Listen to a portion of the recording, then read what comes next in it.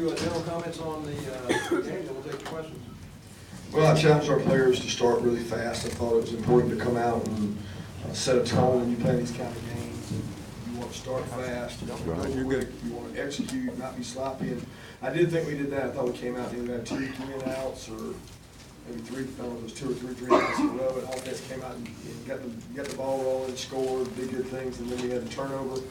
And then they scored on us, and we got a little sloppy at the end of the half. But the offense executed well, overpowered a team that was smaller than us, and then defensive, they did a good job, especially with some of our young secondary players in, throwing the ball on late. And to give that kid a lot of credit, he's a really good player, and we knew he was. So at the end of the day, it's on to the next one, and I'm proud of the way the guys competed. Questions? Just want to get your thoughts on Justin and Jake and their performances today. I thought both of them played well. I mean, I think that we have a run game that's as physical as ours, and you're able to kind of run the ball at will and run the ball inside. It opens up the passing game and makes it easier. And all both guys made good decisions with the ball. And I think Jake was 5 for 5 or something. And Justin probably didn't make a great decision on throwing the bubble out there, but other than that, he threw the ball really well. He one of his drops should have been a touchdown. What does it teach these guys going up against a force like Isabella? Well, I think the young players that really struggle against him, it teaches them that there's good players out there. You know, I mean, Debate has gone against some pretty good wideouts this year, so it's not like it's something new for him. But I think when you look out there and say, okay, this guy's a formidable player. He's a Senior Bowl invitee. He's a second, third round pick. He steps up your level of competition, but it also stepped his up. I mean, he went out and played at a high level in a big stadium, which is probably what he wanted to do coming in here. And they do a good job now finding ways to get him the ball. He's really more like a running back than he's like a receiver. And they get him the ball a lot of touches, and we did that. And we got, what, 15 or so receptions. They find ways to get him easy catches, but he was able to get behind us too. Kirby, I saw Monty come through the dog walk, but didn't. He was with a boot on the sideline. Did he get hurt before the game or something? Yeah, he got hurt during warm-ups. Not sure to what extent, how bad it is. He was just planting and driving, and he said his foot was bothering him. And so we had to go do x-rays, and I'm not sure the complete verdict, but he was ruled out for the game. Coach, can you talk about, you always talk about everybody this deep into the year is banged up. But when you have a game like this where a lot of people, you know, had limited, weren't needed a whole bunch, how beneficial is that when you talk about a stretch run like this? Well, I mean, we need everybody all the time. I don't want anybody to be hurt. And, we want to stay as healthy as we can, but I mean, teams across the country to beat us. That's why you have 85 scholarships. You got to prepare guys, get guys ready to play, and I think that we're not as healthy as we have been in the past, but things could be worse. I'm pleased with how we came out of the game, if that's what you're asking. How about the way Tyler Simmons played? Yeah, I thought Tyler, for the last couple of weeks, we thought he was one of the fastest guys on the GPS. He was popping big numbers. He looked really fresh. I mean, and it showed today he was able to do some things with the ball in his hands. And you know, none of those plays work without perimeter blocking. And I think a lot of people just think that, oh man, that guy's just an unbelievable player. His name's Cook and Tyler, but they don't see Luke Ford and Charlie Warner and Isaac Knott out there blocking, and Jason Stanley, and that's sometimes the harder job than the actual running of the ball. Kirby, you've praised Justin and his work ethic and how hard he's worked. Is it kind of rewarding to see him go out there and put together a game like he put together today? Yeah, I mean, I see that game every day. I mean, I see him go out there and do good things with the ball. He makes good decisions. He's getting better with his vision downfield and making decisions with the ball quicker. So he continues to grow and get better. But that's not a surprise to me because I see him do that a lot in practice. Kirby, obviously the offense you're going to face next week is a lot different than what you're going to see, what you saw here. But how does this help you at all prepare for what you're going to face next week? Zero. No offense we faced all year. Zero. It is. Zero carryover. I think we see across the country as you watch teams play the triple option, it's extremely different and so extreme that I don't think you guys even understand. I mean, there's not one call in our defense that we play. The only common theme is you have to tackle the man with the ball. That's the only common thing. But outside that, it's nothing like it. So you don't cry over it. You say it's a challenge, and when you get issued a challenge, that you're getting ready to play a team that's, I don't know how many games they've won in a row, 4 or 5. I don't know. They've won a lot of games in a row. They're playing really well at a high level and playing better on defense, and they're really coming together at the right time. I mean, they're beating some good teams, and it's hard to prepare for it. It's hard to stop. And it'll be a challenge for us because we were very fortunate that here the defensive players that had played against it when we got here. So there were, I think, 8 or 9 guys who had played against that offense for 3 straight years out there last year. And familiarity with that offense is critical. And we've got a lot of guys that haven't played against it. How do you stay prepared? I mean, if your preparations for different teams are different, do you practice like Georgia Tech every week or a segment? We can't practice every week. We got too much stuff to do. We try to work on it the off week, work on it the off season, we work on it during the season on some Mondays when we feel like we've got a simpler game plan for whoever we're playing. But it's hard to do every week. We do a lot of weeks to keep it fresh in our kids' mind. And you got to remember, they're like doctorate experts at it, and we're 1 week a year. So you got to be smart about what you do. And you got to sell your team on playing the right way. Kirby, without Monty today, do you have a lot of confidence with Tay, Juwan, and Natros at that position in case he's questionable next week or whatever? Yeah, I'm confident in all our players. Why would I not have confidence in our players? They practice every day. I mean, Supreme had confidence in Quay and Channing Tindall. I mean, that's what coaches do. They show confidence in players and put them out there and give them an opportunity to play. You quote the size factor, obviously, a bigger, stronger team, but you had multiple first and goal situations this week, and it worked. Yeah.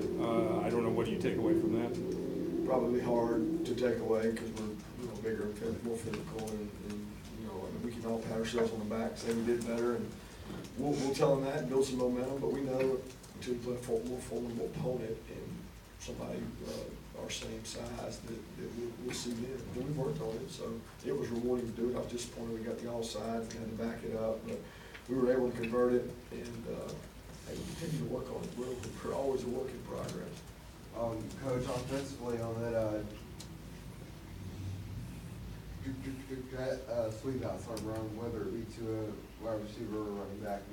I know you guys have used that in places throughout the year, but now I feel like the last 2 weeks you got used a little more. What do y'all see in that play about how it can be an asset offensively? I think it's all about how the other team lines up. I mean, everybody loves it and says, why aren't you using the sweep? Why are you so dumb? Why do you run up the middle every time? Well, we try to do what works. I mean, we're not like trying to not do plays that work. I mean, that play was working, so you do it. Now, the next team you play, they'll have an answer for it. They'll do something different, take something away, and you got to be able to counter it and do other things. It was certainly good for us today on the perimeter, and it complements our inside run game well. Tate kind of lit up out there, recalling his interception. And when you think about a guy who grew up getting the ball all the time in high school, what do you think touching the ball for a defender like him, given his background, meant tonight? I think he was back at home. He didn't break too many tackles, so that's probably why he's on defense. I'll tell you this, he's got some elite ball skills. I mean, you talk about being able to catch the ball, and even when we were trying to move him to linebacker, he would double up and be a receiver and running back for the scout offense, even though he was working the linebacker. He had a ton of one-handed catches, and he got great ball skills. Coach, it looked like there was obvious disappointment when Demetrius Robertson was unable to haul that ball in. I know you guys are trying really hard. He's been banged up. What can you say about trying to get him on track and get some confidence? Well, he had a good week of practice. I mean, he had some high GPS numbers coming off the break he's had where he wasn't practicing. He was injured. And he would run really fast, so we thought that it'd be a good game for him to get involved and do some things. And he continues to work. He works really hard. I mean, he had the bomb, and he had the speed sweep. And he was in on some other plays. So D-Rob's a hard worker, guys. He keeps working, getting better. He's in a talented room. And I'm glad D-Rob's on our team. He's a great kid that works hard every day. So expectations, I think some of you guys have, the fans have, may be outrageous, but D-Rob's a great kid that works hard every day. Why do you think y'all are playing better or winning by more than you did for a while? Do you think everything's adding up now that y'all are doing in the season? Well, man, Or do you think it had a lot to do with our opponent tonight, right? I No, I mean generally speaking, since Jacksonville, kind of seems like y'all have played well. Why? We got kids with more experience. I didn't think we played particularly well in Jacksonville, to be honest with you. I didn't think that was one of our better games, but we won the game. We played better in Kentucky, and we played better at Auburn. I thought we played 2 good weeks, and then coming into this week, our offense built some momentum. I mean, you can't say they didn't build momentum when they scored every time they had the ball.